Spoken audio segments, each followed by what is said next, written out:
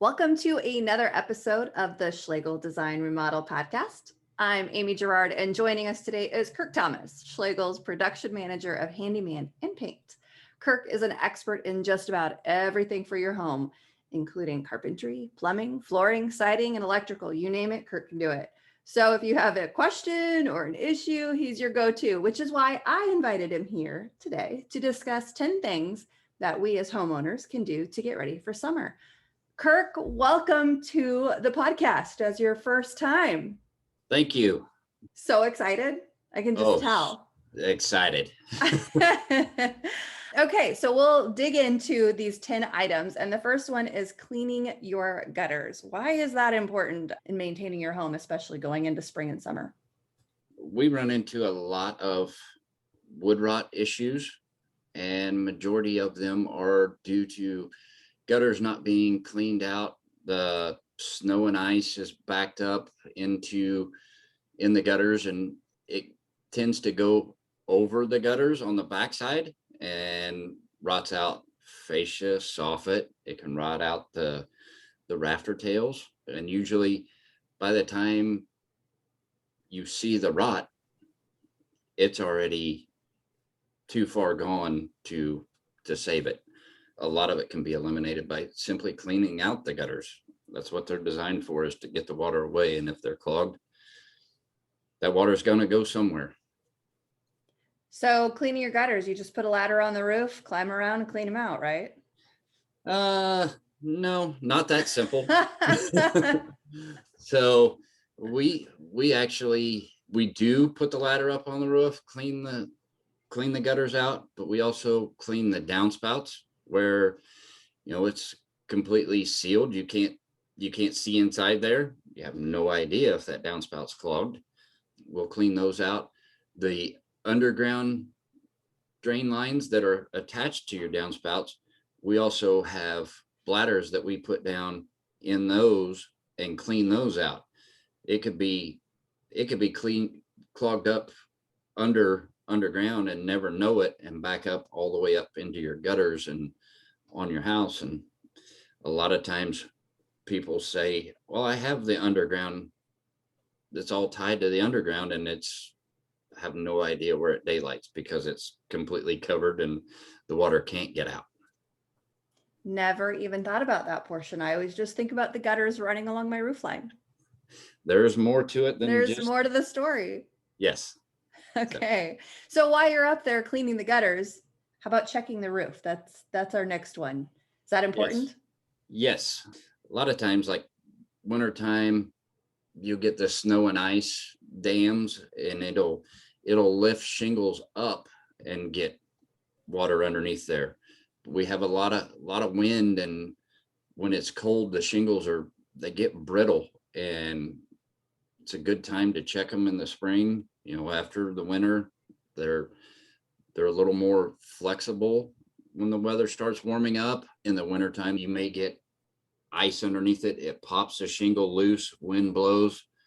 You have no idea that you've got a spot on your roof that's just letting water into your home. We also, when we're up there, we check like vent lines. I've had projects where squirrels have put walnuts down the vent, and nothing's venting then. Nothing on the plumbing's venting, getting moisture inside the house, think it's a leak. It's actually the vent line was clogged up with walnuts. How do you get a walnut out of a vent line? Got lucky and put a hose on the roof and floated them out with water. And you MacGyvered it? A little bit. So we actually took that vent line because the squirrels weren't going away. We took the vent line, and instead of coming straight up, we put an elbow on it so it turned upside down. It still gets the air flow through, but a squirrel can't put the walnuts in the vent pipe anymore. That's pretty genius. I feel like the next one everyone probably knows about, but might ignore it. Taking care of your HVAC. Yes, especially with all the things that are in the air these days. I mean, your filters, checking those things, changing them regularly. that eliminates a lot of the pollens and allergy type things that are floating around, making sure it's working properly and not overworking. Those type of things are huge. It's a big investment with your heat and air. I kind of compare it to a car. When you need it, you're gonna need it. Yeah. Yeah. We all get our oil changed regularly because we know what happens when you don't, and kind of the same thing with your HVAC, but some people don't treat it that way. Yeah. So. And I know from experience too, when you're the guy calling when everyone else is calling, or the girl, when everyone else is calling and it's 100 degrees outside, you actually don't get it turned on right away. It might take a while. You're in a line. Yes. For a bit early on. And those emergency calls get rather expensive. They do. So preventable. Schedule your tune-up. Yes. I always, at my house, when I mow my yard and I'm blowing the driveway off and the sidewalks, I blow the outside compressor. I generally, once or twice a month, will take a hose and just hose it off. Can that hurt your compressor if you don't clean it off? Yes, it will shorten the life of it. It'll work harder because it can't get the air flow through it. So I make sure mine is clean because I don't want that emergency call and I don't want to have to replace it. That's a really good tip. I'm going to ask my husband to add that to his mowing duties. Get the blower over on that corner of the house. Yes. Okay. Proper insulation in your home. How do you know if you're properly insulated, and how do you check that? Call us for one. But no, you can get up there and measure it. The insulation is gonna settle, especially like your blown in insulation. My house, when we moved in, I had no insulation in my attic. Found out because it was in July. It was hot. Couldn't get my house to cool down. Found out that the builder never put insulation in the attic at all. How convenient for him. Well, we got it taken care of. But, just having somebody get up in the attic and do an attic inspection, we see a lot of times a client will say, hey, this area of my house is really cold and we just had insulation blown in here not too long ago. Well, you climb back in there and you find out that, they blew up most of everything, but not all the way back where that room was. There's why it's cold and hot, measuring that to make sure there's enough insulation there. All different types of insulation out there, and, make the phone call and have it checked. Yeah. So it's kind of one of those things you bring a professional in to check if you're feeling irregularities in your house and the heating and cooling. Yes. Not necessarily the standard DIY job. Not typically. Okay. Oh, another clean your chimney. Why should we be cleaning our chimney, especially after the winter? Chimneys are a big fire hazard. If you're burning that fireplace during the winter, it's always good to have that checked out, cleaned. Because if you don't have it done, you get to the next fall, winter, and go to turn that on, all that stuff has built up in that chimney and it can create a fire really quick.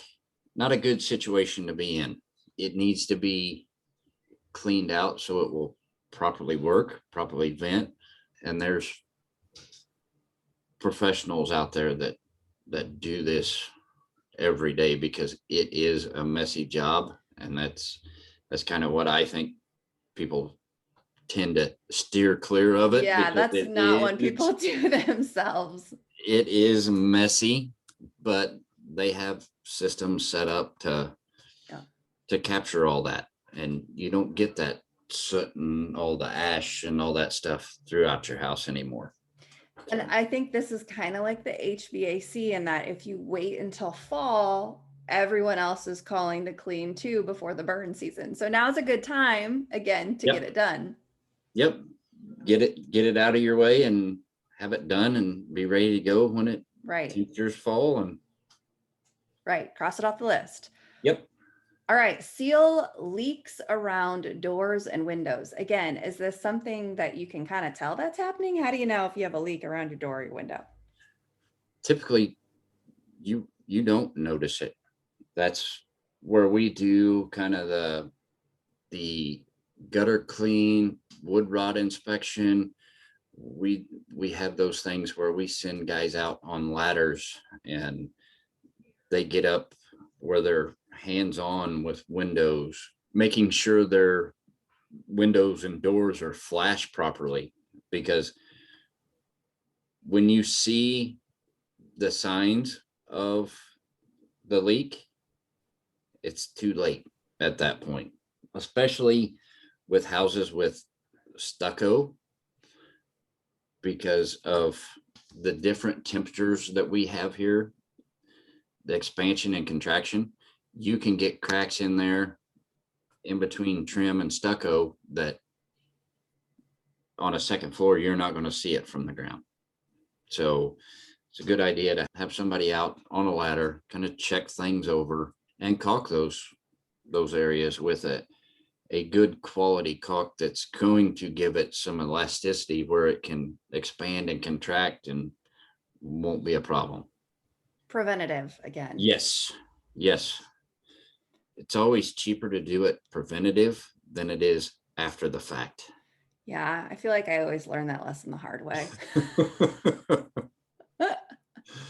Checking your patio, deck, driveway, walkways, etc. I mean, is that a given or is that just another one of those? You got to, once the snow clears and the tree debris exits, you got to check it all out. Well, your patios and your driveways and walkways. So when concrete is laid down flat, it's not a matter of if it will crack, it's going to crack. So what happens is if that crack gets too bad, water gets into that crack, freezes, and then it does what they call heaving that concrete. When it starts doing that, there's no saving it. You know, you want to be checking those things. There's things that you can do to prevent that water getting in there next time, of caulking those cracks, filling, those kind of things. So there is a crack filler you can use when you get cracks that'll prevent longer damage. Yeah. And the issue is it's gray. It doesn't always, you see it. It's not always the prettiest, but in the long run, it's going to save you some money on replacing a driveway or a sidewalk sooner than you really have to if you just seal those cracks up a little bit and keep that water from getting in there. I mean, it's going to crack. There's no discussion about that. It's going to. When you see the grooves that the concrete guys put in driveways and sidewalks, those aren't really decoration. They're called control joints. That's where you try to control where the cracks happen. You want them to happen in those joints. They don't always do that. Sure. But they do look nice now. I feel like those have gotten prettier over the years. Yeah. I mean, there's all kinds of different trowels that they're doing now with a deck, like a wood frame structure. That needs to be checked, because what we run into is, well, I just want to replace the decking because it's rotten. Well, nobody took the time to go down underneath and realize, well, the framing's rotten underneath this and it's dangerous. So you've got a flat surface of a deck, and in the wintertime, it takes abuse and needs to be checked in the spring and summertime. And that's when you want to do it, because it's setting with snow, ice on it, it's setting with water on it. And wood and water do not like each other. So, Which kind of plays into our next one, which is yes, repairing siding and touching up paint. And I have to imagine repairing siding is wood rot, which yes, again, wood and water don't play nice. yes. So we do a lot of wood rot siding repairs, all kinds of different things. And one of the biggest ones I've seen in the last few years is a lot of houses have stucco. They get hairline cracks in the stucco.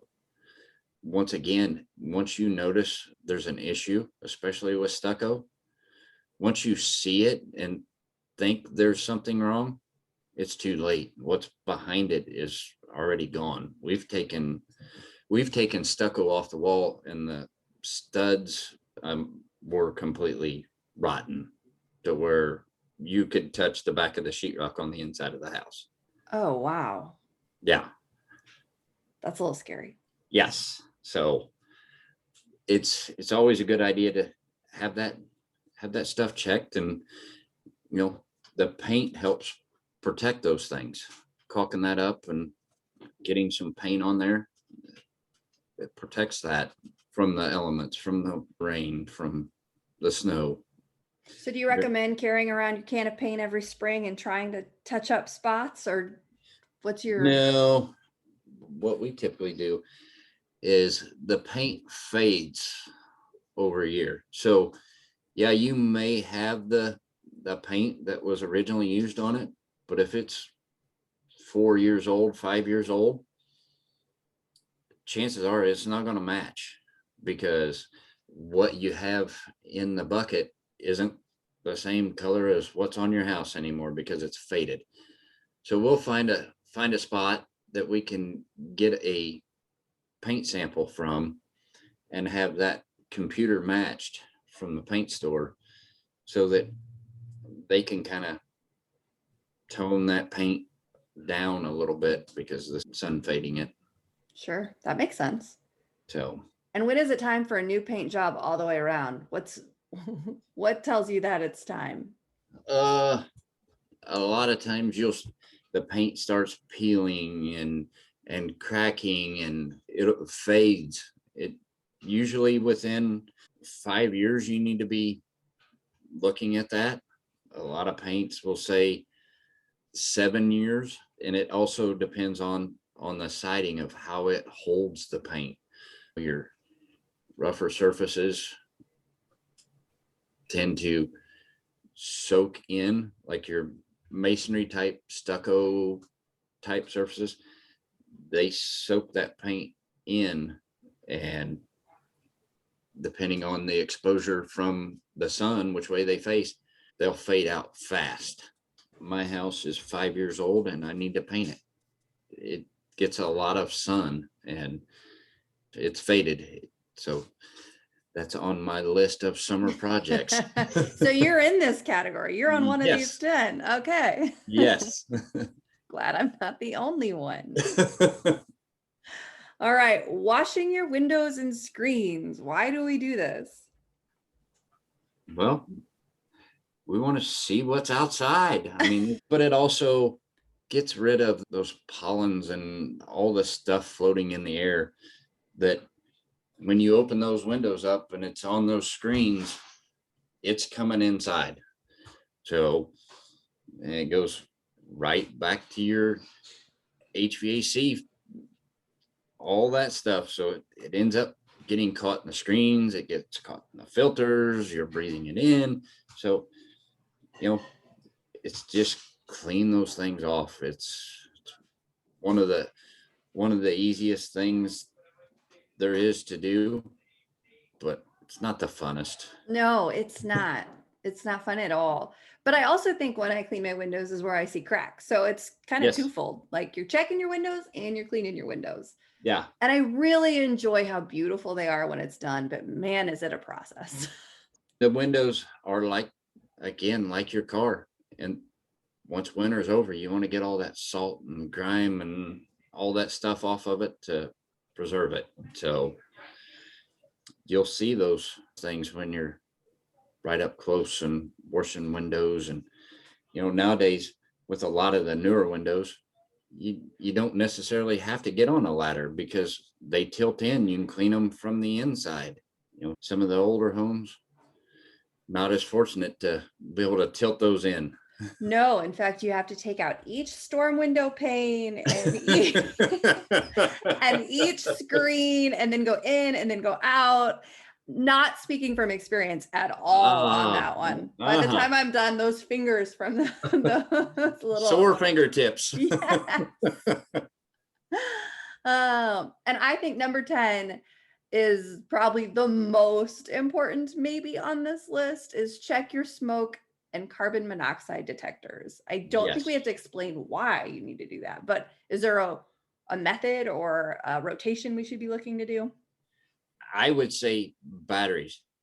Everybody, most homes nowadays have hardwired smoke detectors and carbon monoxide detectors, but there's also a battery in there. So if that battery goes bad, you could get woken up at 2 o'clock in the morning with the lovely smoke alarm chirp that everybody loves. And you're trying to figure out which one it is. And then they all get ripped down out of the ceiling. Those have to be checked. I mean, that's health and safety.